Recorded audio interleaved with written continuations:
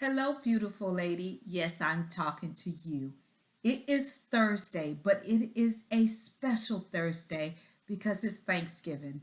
And I just wanted to stop in and say happy Thanksgiving to you and your family. I am truly grateful and thankful that every single Thursday that you tune into my channel, I pray that you're finding value, that you're finding the tools and strategies that you need to keep your marriage strong and healthy. I love you to pieces. Enjoy my episode today and have a happy Thanksgiving. We're bringing sexy back. We're bringing sexy back. Let's get it started. Harder, won't you give it up? Hello, beautiful lady. Yes, I am talking to you. It is Thursday, and you know what goes down here on Thursday. Wife Life with Dr. Gail goes down here on Thursday. So do me a huge favor and make sure you're hitting the subscribe button and the little bell right next to it so you'll know when I go live.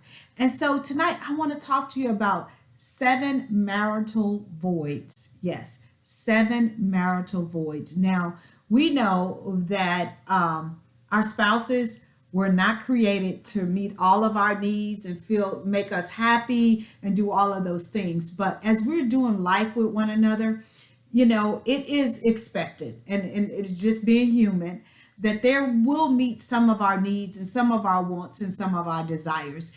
And I have been doing marriage counseling and been a licensed sexologist for years now, over 18 years doing this kind of work.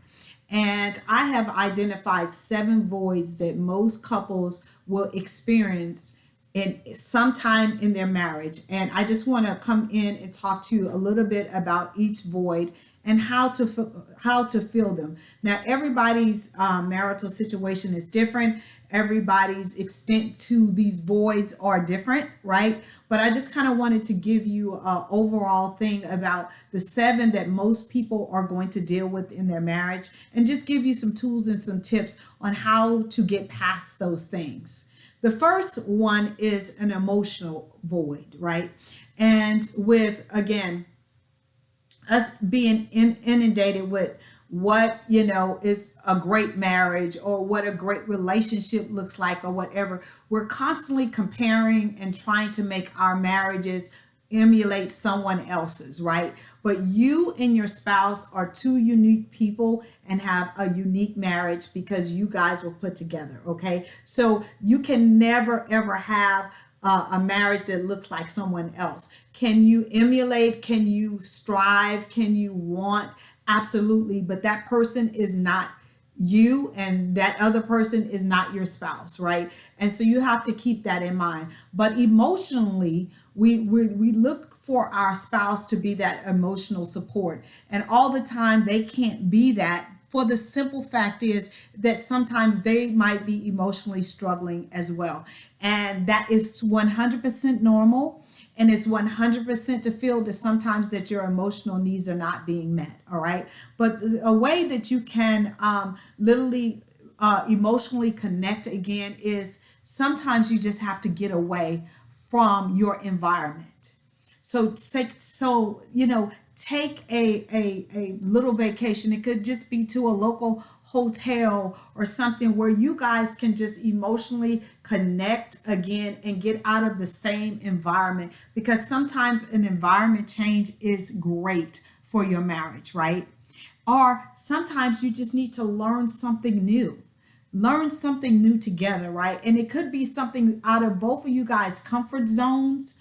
But whenever you're trying to emotionally connect with somebody or someone or your significant other, you need to sometimes try something different, something that is, like I said, that you have never tried again, and that puts you in a situation where you both can be vulnerable and you both can learn something new and have an experience that will tie you guys emotionally and physically and mentally back together. Okay.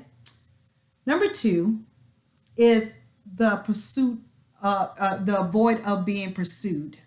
A lot of times when we get into marriage, and especially as long as I've been married for 33 years, sometimes we take it for granted and we forget to pursue our spouses the way we pursued them when we were trying to get them, right? And that works both ways, right?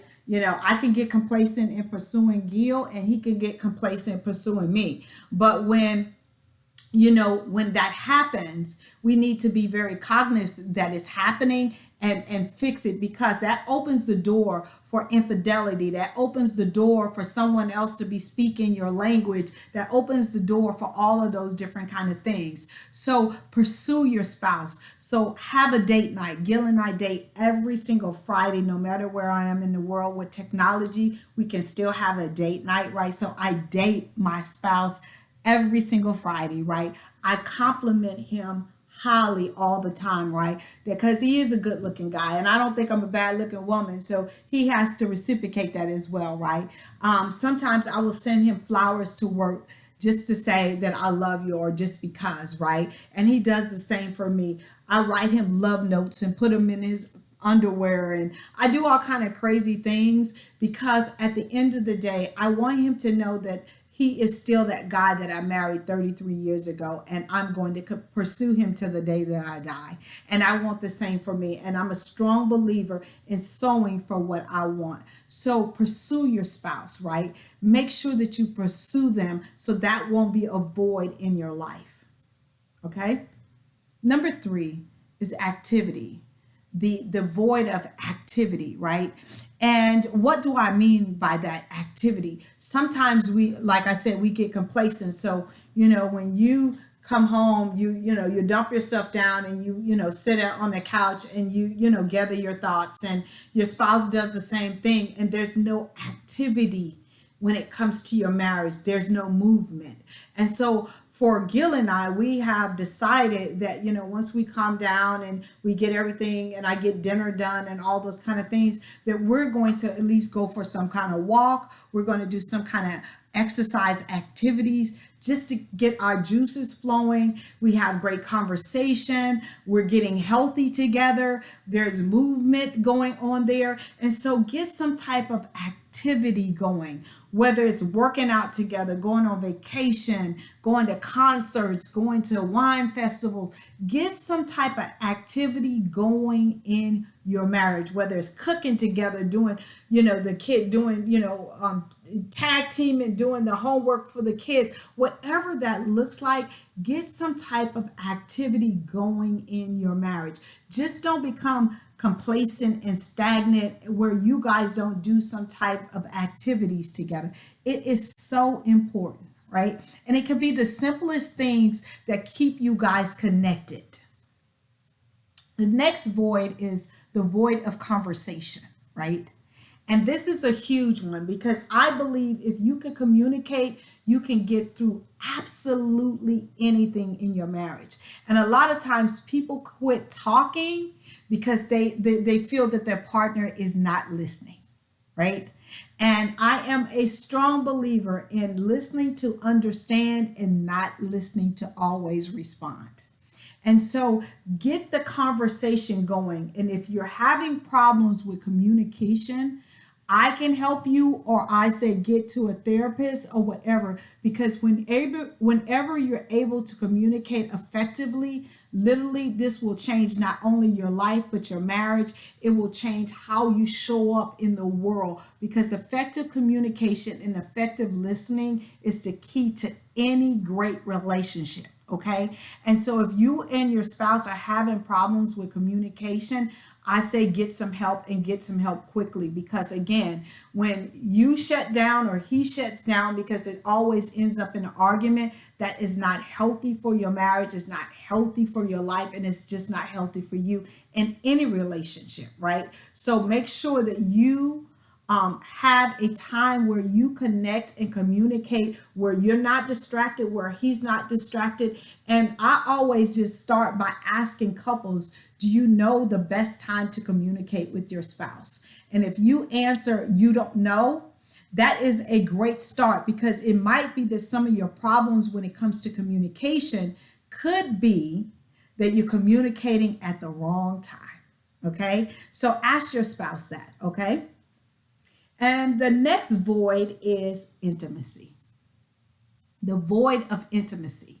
And people equate intimacy so much that with sex. Let me just tell you, sex and intimacy are two separate things, but when you have intimacy, you can have amazing sex. But intimacy is just allowing your spouse in your personal space, allowing them to see you at your best. I always say you're the good, the bad, and the ugly, but also connecting in a way that is not always sexual, right? It's that, holding hands, that's the hug, that's the kissing, that's the patting on the butt, that's the cuddling on the couch watching a movie. All of that cultivates intimacy. So if you are feeling like you're struggling and you guys are separate and you don't have that connection, I say really work on your intimacy when it comes to your marriage, right? And the next void is sexual, right? I was going to go there as a sexologist. A lot of times, when there's no intimacy and there's no conversation and there's an emotional void there and there's no pursuit going on, see, all of these work together, right? When there's not, then there's no sexual activity, right? And I say intimacy is the glue, right, that keeps you together, right? Because intimacy is literally to me the glue to any marriage, right? But having the sexual activity is good for your the soul, is good for your health, it's good for so many different things. And if you follow me on here, you know that I have taught the benefits of sex so many different times in so many different ways, right? But I suggest that if you are able, have sex with your spouse no less than 3 times a week, because it's really good. It's a way for you guys to connect mentally, physically, and spiritually. It's a good activity, right? It helps you pursue your spouse. It helps you emotionally. Like I said, it all ties together. So do your best to literally fill that sexual void at least 3 times a week at a minimum, if you can, if your health allows it, and all the other external things that could keep you from doing that, right? And then the last void that some of us experience in our marriages is spiritual, right? Some of us are, so busy, so tired that we don't feed our spiritual man, and you need that. Your marriage needs that. Your spouse needs that. So make sure that you pray for your spouse daily, right? Even if you're not in a good space, pray for your spouse daily, right? And also, if you can, pray together.